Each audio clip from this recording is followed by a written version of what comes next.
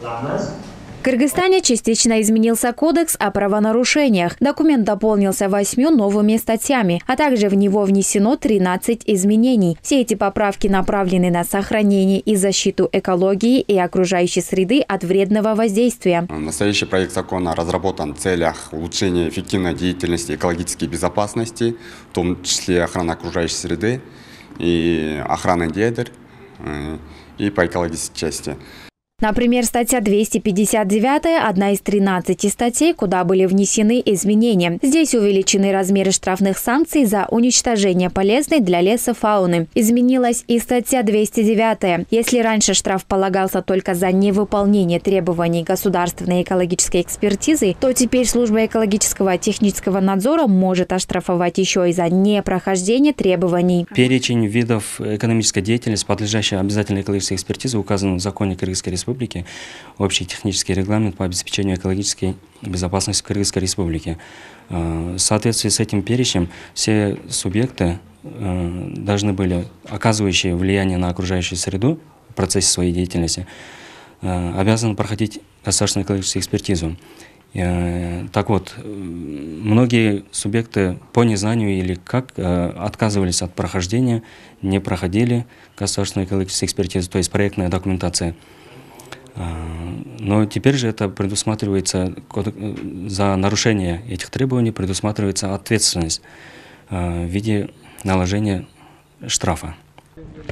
Усилился контроль из-за выброса мусора в неположенных местах. До внесения изменений в кодекс оштрафовать за это могли только органы МТУ. Теперь это право получила и служба экологического и технического надзора.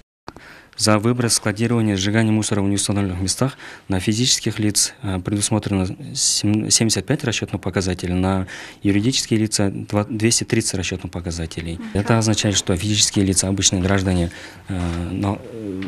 привлекаются к административному штрафу в размере 7500 сом, юридические же лица в размере 23 тысяч сом. Одна из важных инициатив кодекса – полный запрет на использование полиэтиленовых пакетов по всей стране. Но эта норма вступит в силу через 2 года. Как вы знаете, есть у нас указ президента 131. Там были поставлены задачи о полиэтиленового пакета запрета. Мы тем самым внесли статью 213 ПМ1. Это получается уже штрафные санкции на использование полимерных пакетов. В 2027 году предлагаемые штрафы за использование полиэтиленовых пакетов для физических лиц составят 3000 сомов, юридическим лицам в 9 раз больше. За производство пластиковых изделий, в том числе и пакетов, будет налагаться штраф в 10 тысяч сомов физическим лицам и 28 тысяч юридическим лицам. Повторное нарушение закона также повлечет административное наказание. В основном у нас идут сейчас разъяснительные работы. После этого вступления закона в силу мы уже будем штрафовать и физических, и юридических лиц. На сегодняшний день только по республике Иссык-Куль действует данный закон. Размеры административных штрафов раньше никого не пугали, особенно юридических лиц. Многим нарушителям было легче оплатить штраф, нежели соблюдать правила. По этой причине в Кодекс о правонарушениях были внесены подобные изменения. Аймерим Назарова, Эльдар Анарбеков, ЛТР Бишкек.